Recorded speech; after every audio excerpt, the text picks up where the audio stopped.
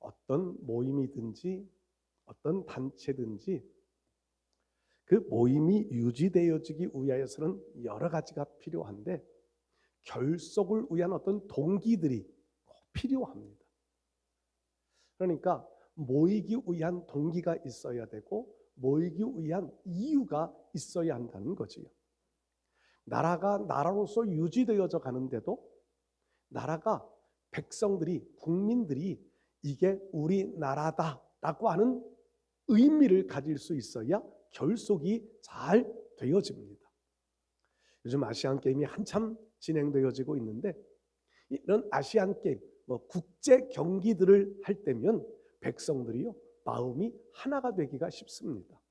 그래서 예전에는 스포츠도 정치로 이용하던 시절들이 있었습니다. 국민의 막 이렇게 의견들이 갈라지고 대립되어지고 이럴 때 국제 경기를 유치해서 국제 경기를 하면 백성들의 마음이 한 마음이 되어지는 경우들이 많았거든요. 작은 모임도 어떤 모임을 위한 동기가 있어야 합니다. 저도 여러 모임들을 하고 있는데 동기가 어디에 있느냐? 친목에 있느냐? 돈을 모으는 데 있느냐?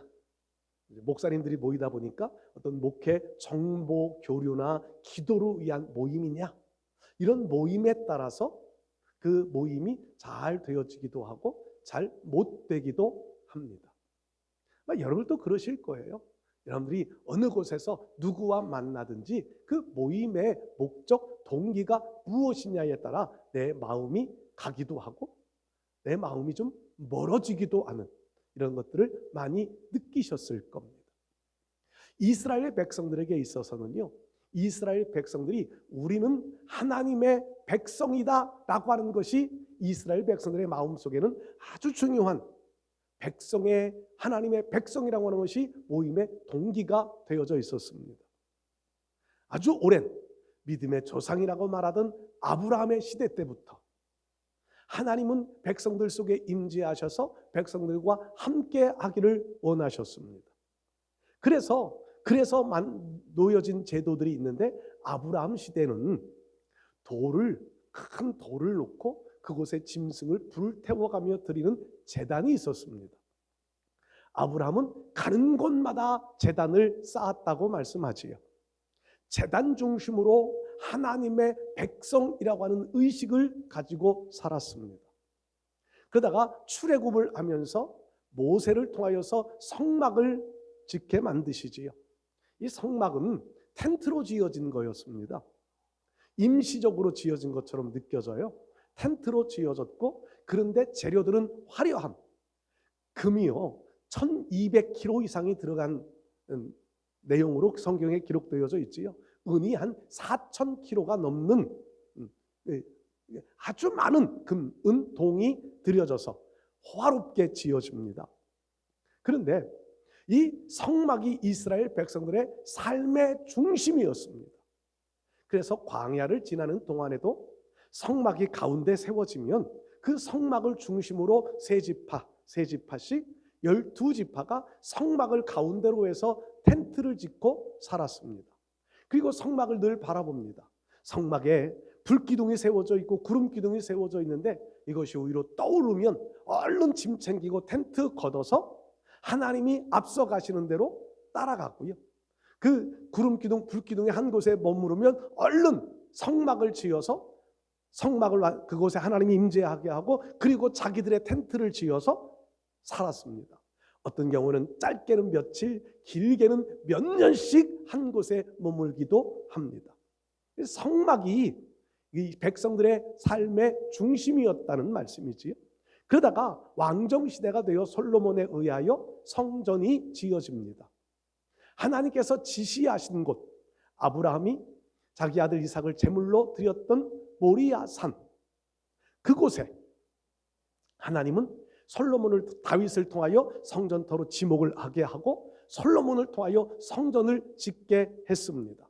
그리고 율법을 통하여서 규정해 놓기를 백성들은 언제나 성전에 올라가서 하나님 앞에 예배를 드리고 성전에 올라가서 제물을 드리게 만들어 놓았습니다. 하나님이 지정하신 곳, 그곳에 가서 예배를 드리게 만들어 놓았습니다. 성전이 이스라엘 백성들의 중심이었습니다. 그러니까 이스라엘 백성들은 늘 성전 중심으로 살았고 정신적인 신앙적인 중심이 성전이었던 거지요. 그러던 백성들이요, 이스라엘 나라가 변질되어지고 그렇게 성전 중심으로 살았던 것이 성전은 의식적인 외형적인 모양만 가지고 있는 중심체가 되어지고요, 백성들의 마음은 하나님에게서부터 멀어져 버립니다. 범죄함의 자리로 갑니다. 하나님은 징계하시지요. 결국 바벨론에 의하여서 나라가 멸망당하고 바벨론 군인들에 의하여서 성전은 파괴되어지고 성전의 그 귀한 그릇들, 보물들은 다 바벨론으로 옮겨가게 되고 백성들도 포로로 끌려가게 됩니다. 그러니까 성전 터는 있었지만 성전은 무너져 버리고 말았습니다. 그럼에도 불구하고 그 후대들이 바벨론으로 끌려간 백성들도 늘 하나님의 성전을 그리워합니다. 하나님의 성전에 무너져 버린 성전이지만 먼 곳, 약 800km 이상 떨어진 곳, 사막을 지나야만 갈 수 있는 곳이지만 그 성전을 생각했고 그 성전을 바라보았습니다. 다니엘 같은 사람은 성전을 향하여서 창문 열어놓고 기도하기도 하지요. 백성들의 마음이 그랬습니다. 이스라엘 백성들의 마음이 성전으로 가보고 싶다. 틈이 되어지면, 갈 수 있는 기회가 되어지면 백성들이요, 성전을 향하여서 갑니다. 그 먼 거리를, 직선으로 가다 800km고요. 돌아가면 한 1200km 정도 되어지는 거리를 걸어서 사막길을, 도적대들이 우글거리는 그 길을 지나갑니다. 그러니 그 길이 얼마나 힘들고 얼마나 고달팠을까요? 그래서 눈물의 골짜기라고 하는 표현을 사용해 놓았습니다. 그렇게 성전을 가서, 성전에 가서, 성전 터였지만, 성전은 무너져 버렸지만 그곳에 가서 하나님을 찾고 하나님 앞에 마음으로 예배를 드리고 돌아올 때면 기쁨으로 돌아올 수 있었다는 거예요. 여러분, 오늘 우리의 삶이 이런 신앙의 중심이 있어야 합니다. 여러분들에게는 어디가 이런 신앙의 중심이신가요? 교회가 되면 좋겠지요. 그런데 저는요, 교회보다 더 중요한 신앙의 중심이 있어야 한다 생각합니다. 그것이 바로 예수 그리스도입니다. 우리의 신앙의 중심은 예수님입니다. 그러니까 아까 연주할 때 나오던 자막 보셨지요? 어디든지 예배하겠다. 이게 예수님 중심으로 사는 사람만 그렇게 할 수 있습니다. 예수님이 마음속에 중심에 있는 사람. 오늘 이 시편 84편의 내용들, 고라 자손들, 제사장의 후예들이에요. 그들이 성전을 사모하면서 그 성전을 가고 싶은 마음의 열망을 담아서 오늘 이 시편을 기록해 놓았는데, 우리의 마음은요, 예수님을 만나고 싶은 마음 때문에, 예수님 앞에 가까이 가고 싶은 우리의 믿음 때문에 이런 고민을 해야 되고 이런 아픔도 겪어야 되고요, 이런 신앙의 기쁨도 찾아야 할 줄로 믿습니다. 예수님을 만나기 위하여, 예수님 앞에 가까이 가기 위한 이 마음을 갖는다면 우리 신앙은요, 정말 영적 행복, 신앙인으로서의 행복을 가지고 살아갈 수 있으리라 믿습니다. 오늘 저는 이 고라 자손의 고백 속에서 우리가 신앙인으로서 가져야 될 행복의 내용들을 몇 가지 한번 말씀 속에서 나누며 은혜를 나누려고 합니다. 첫 번째로요, 오늘 성경 말씀 나타나는 말씀의 의미상에 보면 마음의 문이 열려 있으면, 하나님께 마음을 열고 살면 우리는 행복한 신앙인의 삶을 살아갈 수 있으리라 믿습니다. 마음의 문이 열려 있는 것이 중요합니다. 사람과 사람 사이에도요, 마음의 문이 열려져 있으면 모든 것이 좋게 보입니다. 마음의 문이 열려 있으면 이해할 수 있고요, 마음의 문이 열려 있으면 용서할 수 있고요, 마음의 문이 열려 있으면 다 받아들여질 수 있습니다. 근데 마음의 문이 닫혀 있으면 좋은 일도 나쁘게 생각되고요, 하는 일이 잘하는 것인데도 나쁘게 보여져요. 마음의 문이 닫혀 있으면 하는 짓마다 미흡게 보여지고요, 마음의 문이 닫혀 있으면 모든 행동들이 다 정죄의 대상으로 바라보게 되잖아요. 마음의 문, 하나님께로 향한 문도 그렇습니다. 하나님께로 향한 마음의 문이 열려져 있으면 하나님은 늘 은혜로우신 하나님, 내 삶이 힘들고 고달파도 내 삶의 복으로 인도하시는 분, 계획을 가지고 다스리시는 분으로 하나님을 우리가 믿고 생각합니다. 그런데 하나님께로 향하여 마음의 문이 딱 닫혀 있으면은요, 하나님은 나만 미워해. 하나님은 나에게만 시련을 주셔. 하나님은 왜 나에게 이런 아픔을 나에게만 주실까? 이 병은 왜 이렇게 생겼을까? 이런 아픔들은 왜 나에게만 생길까? 이런 마음들이 들게 되는 마음의 문이 닫혀 있다는 증거입니다. 교회를 향하여서도 마음의 문이 닫히면은요, 왜 그렇게 자주 모여? 왜 그렇게 일은 많아? 왜 이렇게 나에게 무거운 짐들을 맡겨주지? 마음의 문이 닫히면 그런 생각이 듭니다. 마음의 문이 열려지면 교회로 나오는 발걸음들은 가벼워질 거예요. 마음의 문이 열려져 있으면은요, 교회를 향한 마음의 문이 열려져 있으면 교회가 사랑스러워질 거예요. 우리 사랑하는 성도 여러분들, 마음의 문을 열어놓고 살아가시기를 바랍니다. 예전에 어떤 목사님이 설교하시는데 참 은혜를 받았던 적이 있어요. 교회를 바라보는데 교회가요, 지하 곰팡이 냄새 나는, 습기 가득 차 있는, 성도들 몇 명 되지도 않는 그런 교회이지만 교회를 사랑하는 마음이 있으니까 그 교회가 천국같이 보여지더라는 겁니다. 그런데 마음의 문이 닫히면은요, 교회가 궁궐같이 꾸며져 있을지라도, 성도가 많고 교회가 다른 사람들로부터 가보고 싶은 교회라고 하는 이런 칭찬을 받는 교회가 되어져도 마음의 문이 닫혀 있으면 그 교회는 지옥 같은 곳이 되고 만다는 겁니다. 우리는 찬송가를 그런 438장에 그런 찬송 부르지요. 높은 산이 거친 들이, 초막이나 궁궐이나 주님 예수 계신 곳, 그곳이 천국입니다. 외부 환경이 좋아서 천국이 이루어지는 것이 절대 아니라는 겁니다. 높은 산이나 거친 들과 같은 곳일지라도 마음의 문이 열려 있으면 그곳이 천국이 되어질 수 있는 것이지요. 여러분, 마음의 문이 열려 있는 사람에게 하나님의 은혜는 임합니다. 고라 자손들의 입장에서 한번 성경을 말씀을 다시 한번 보십시오. 성전은 이미 무너져 버렸습니다.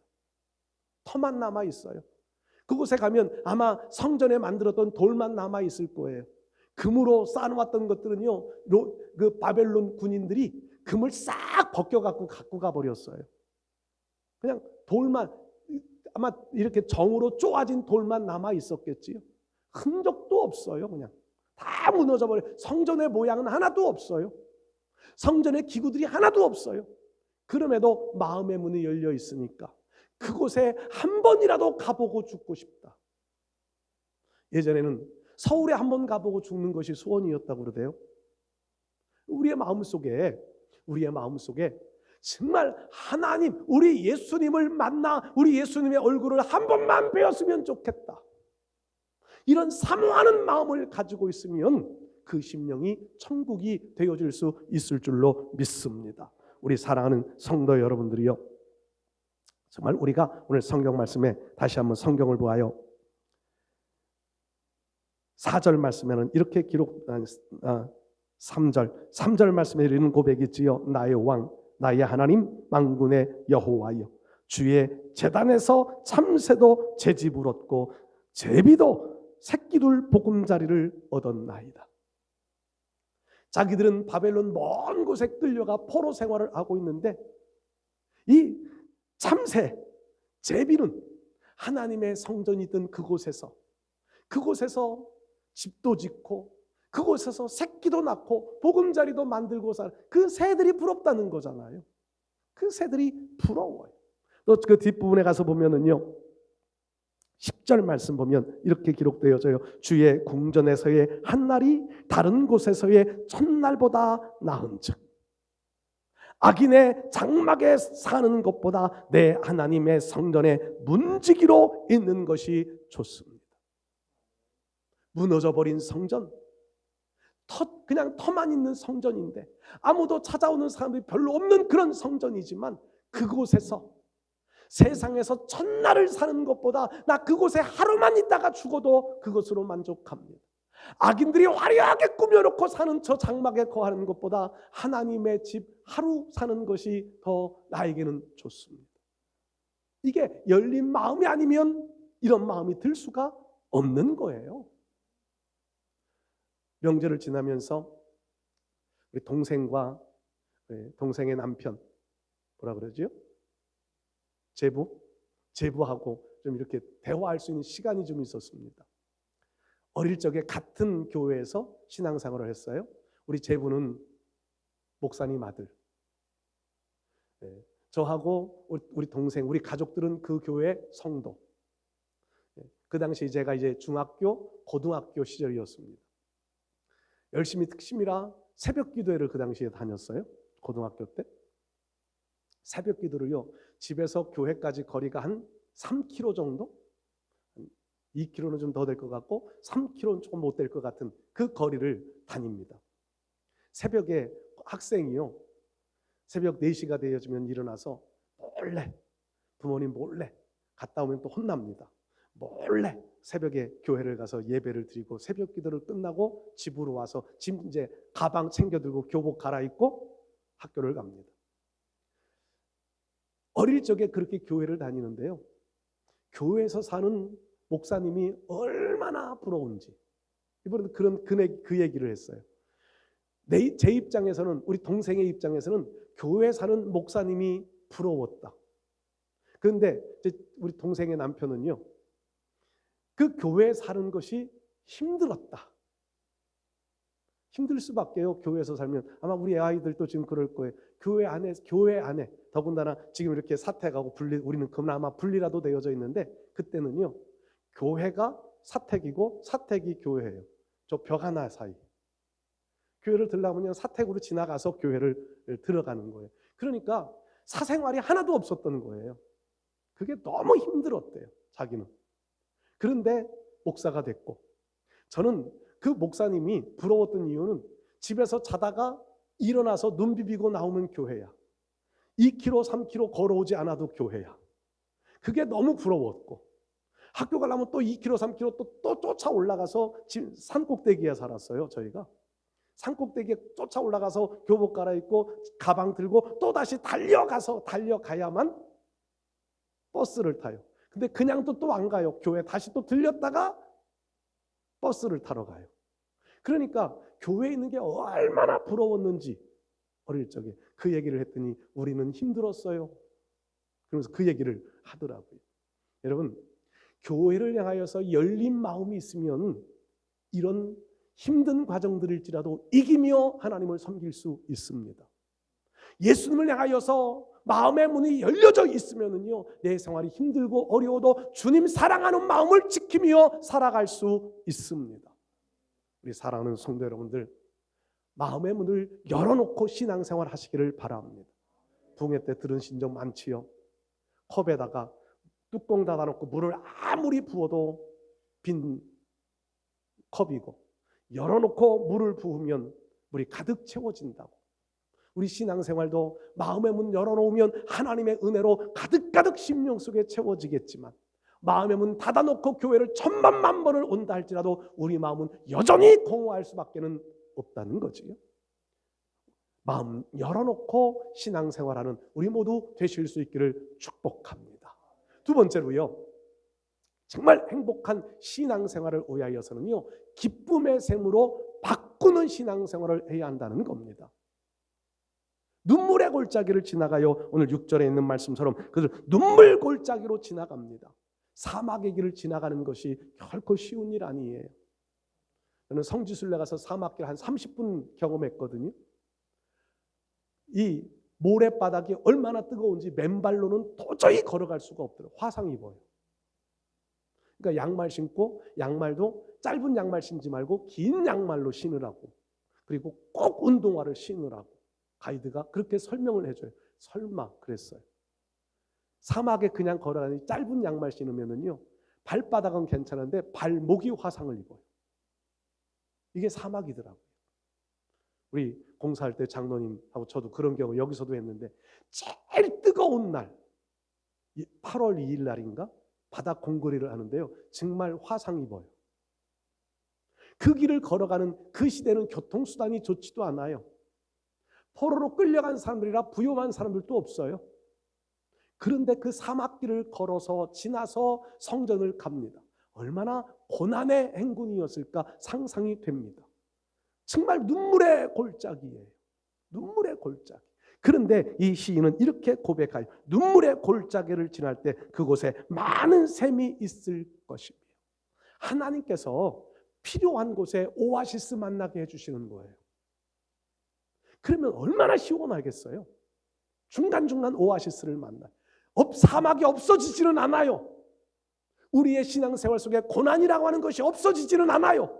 여전히 고난의 길은 지나가야 되지만 중간중간에 하나님은요, 오아시스 같은 그곳을 만나게 하시는 거예요. 그리고 이어하시는 말씀이요, 그 샘이 있을 것인데 이른 비가 보고를 채워주나이다. 하나님은요, 우리가 지나가는 길에 때로 오아시스 같은 곳을 만나고 비를 내려서 그곳에서 그 뜨거움을 피할 수 있고 가란 목을 죽일 수 있는 곳을 예비해 주신다는 겁니다. 그곳을 만나면 얼마나 기뻐요. 우리가 예수님 섬기며 살아가는 신앙생활이 이런 신앙생활 되어져야 합니다. 신앙생활하면서 예수님 섬기며 살아가는 생활 속에서도 때때로 우리는 사막을 지나가는 것 같은 고난의 연속의 길을 지나갑니다. 천국 가기까지 그럴 거예요. 천국 가기까지 어려움은 계속되어질 것이고 시련은 계속되어지고 아픔도 계속 있을 거예요. 그런데 하나님은 중간중간에 오아시스, 기쁨의 샘을 만나게 해주십니다. 기쁨의 샘을, 그리고 우리의 중간중간에 하나님은 복의 비를 내리워 주실 겁니다. 이런 믿음의 삶을 잘 살아가실 수 있기를 바랍니다. 여러분들 고향 명절 때 고향을 좀 다녀오신 분들 계신가요? 저희 고향은 없어져 버려서 고향은 가지 않고 그냥 어머님, 생존에 계신 어머님 집에만 갔다 오는데, 고향 가는 길이 엄청 막혀요. 엄청 막혀요. 그럼에도 고향을 가는 이유는 어디 있을까요? 그럼에도 고향을 찾아가요. 고향은 저도 어릴 적에 고향을 떠나왔지만 고향 꿈을 자주 꿔요. 우리 그 동생하고 제부한테도 그랬는데, 나 어릴 적에 교회 다니던 그 교회 꿈을 자주 꿔요. 고향과 같아서, 너무 좋아서 그 꿈을 자주 꿔요. 그런데 우리의 신앙생활이 고향을 찾는 마음들이 있어야 한다는 겁니다. 고향을 찾는 것보다 하숙집 찾는 것 같은 마음 가지면 그 신앙생활이 행복할까요? 하숙집은 잠시 살다가 떠나가 버리면 끝이에요. 저도 어릴 적에 워낙 가난한 집안에 살아 이사를 참 많이 다녔습니다. 이번에 행사, 우리 교회 일 문제 때문에 서류를 꾸미는데 이사 다닌 주소 포함되어진 초본, 주민등록 초본을 띄어야 된대요. 띄어서 봤어요. 3장이에요. 3장. 이사 다닌 근거만 3장이 나와요. 얼마나 이사를 많이 다녔든지. 근데요, 그 이사 다닌 집 생각나지 않는 집도 있습니다. 하숙집 같아서 그냥 살다가 떠나가 버린 집들 별로 기억나지 않아요. 그런데 사랑이 담겼던 집, 내 마음이 있었던 집은요 기억납니다. 그러니까 동생하고 언젠가 얘기하는, 우리 어디로 이사 갔고 어디로 이사 갔고 어디로 이사 갔고 이거 얘기를 한번 한 적이 있는데, 어떤 집은 생각도 안 나요. 우리 동생도 생각이 안 나. 어디서 살기는 했었던 것 같은데. 주님을 섬기는, 여러분 교회를 나오는 마음이 이런 마음 돼서 될까요? 하숙집 찾듯이 고향집 같은 교회가 되어지면 얼마나 좋을까요? 나그네 같은 곳이 되어지지 말아야 합니다. 그런데 하나님을 섬기는 우리 신앙, 예수 그리스도 안에 품은요 나그네 같은 곳이 아닙니다. 나그네는 그냥 한번 지나가면 끝이에요. 나그네는 그곳에 자기를 희생하고 헌신하려 하는 마음이 없습니다. 살 곳이 아니니까, 머물 곳이 아니니까 그곳에 희생이 없고 헌신이 없고 사랑을 두지 않습니다. 그냥 떠나가 버릴 마음만 가져요. 그런데 이곳이 나의 집, 이곳이 나의 고향, 이곳이 내가 거하여야 할 곳이라는 마음이 들면 그곳에 사랑을 쏟고 정성을 쏟습니다. 그곳에 희생이 있습니다. 피를 흘리고 땀을 흘리고 아픔이 있고 어려움이 있어도 이것은 내가 있어야 할 곳. 이것 때문에 시련을 이기고 어려움들을 이겨갈 수 있는 것 아니겠어요? 우리 사랑하는 성도 여러분들, 우리가 섬기는 교회가 떠나갈 나그네 같은 하숙집 같은 이런 곳 되어지지 않기를 바랍니다. 이곳은 내가 영원히 거해야 할, 영원히 거한다는 표현은 좀 과하지만 하나님이 내게 허락하신 시간 동안은 이곳에 거해야 할 곳. 그래서 이곳에 사랑도 넣고 이곳에 헌신도 하고 이곳에서 희생도 하고 이곳에서 땀도 흘리고 이곳에서 내 눈물도 흘려놓을 수 있는 곳. 그래서 훗날 다시 생각할 때 참 사랑이 있었던 곳이다, 내 마음이 머물렀던 곳이다 생각할 수 있는 교회가 되었으면 좋겠습니다. 이런 신앙생활하면 여러분들이 행복한 신앙생활 할 수 있을 거예요. 근데 그보다 더 중요한 것, 제가 전제도 말씀드렸지만 예수 그리스도의 품 안에 살아가는 삶.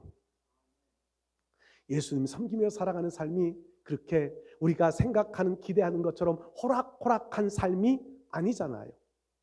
예수님 안에 살아간다고 하는 것은요, 참 많은 것을 희생해야 되는 거거든요. 시간도 희생해, 물질도 희생해, 많은 것을 희생해야 합니다. 명절 뒤끝 만나야 할 사람들도 많은데 교회를 꼭 나와야 되는 이런 것들이요, 시간적인 희생, 내 정신적인 희생, 참 많은 희생들이 필요한 것이 신앙생활, 예수님 섬기는 삶이에요. 예수 그리스도 안에 살아가는 삶이지요. 그런데 이 예수 그리스도 안에 살아가는 삶은요, 아까 말한 평생 해야 될 일이에요. 평생 해야 될 일. 그렇지만 이 평생 힘들고 고달픈 눈물 골짜기 같은 일들이 연속되어질지라도 하나님의 은혜를 받아 기쁨의 샘으로 바꾸어 평생을 주님 안에 살아가는 신앙이 되어져야 정말 행복한 신앙인의 삶을 살아갈 수 있습니다. 세 번째로요, 행복한 신앙생활을 위하여서 꼭 필요한 것도 한 가지가 있는데요, 하나님께 복을 받는 신앙생활을 해야 한다는 겁니다. 하나님은 아까 읽었던 6절에도 중간중간에 복이 되어질 수 있는 샘을 만나고 비도 내려주시지만 7절 말씀 보세요. 그들은 힘을 얻고 더 얻어. 힘을 얻고 더 얻어. 저는 이게 하나님의 복이라고 생각합니다. 하나님의 복. 하나님의 복은 세상의 복과는 다릅니다. 세상의 복은 물질 많은 게 복이고 세상의 복은 건강한 게 복이고, 물론 하나님도 물질도 주시고 건강도 주세요. 그런데 이게 우리의 신앙의 목표가 되어지면 안 된다는 말씀이에요. 목표는 하나님의 백성으로 살아가는 겁니다. 하나님의 백성으로, 좀 가난해도 하나님의 백성으로 살아가는 것이 더 복이에요. 좀 건강하지 못해도 하나님의 백성으로 살아가는 것이 더 복이에요. 삶이 좀 고달파도 하나님의 백성으로 살아가는 것이 더 복인 줄로 믿습니다.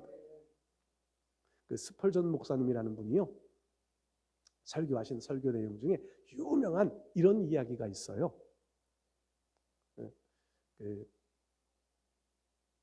비둘기는 주로 이제 흩어진 곡식 같은 거 주워 먹고 살잖아요.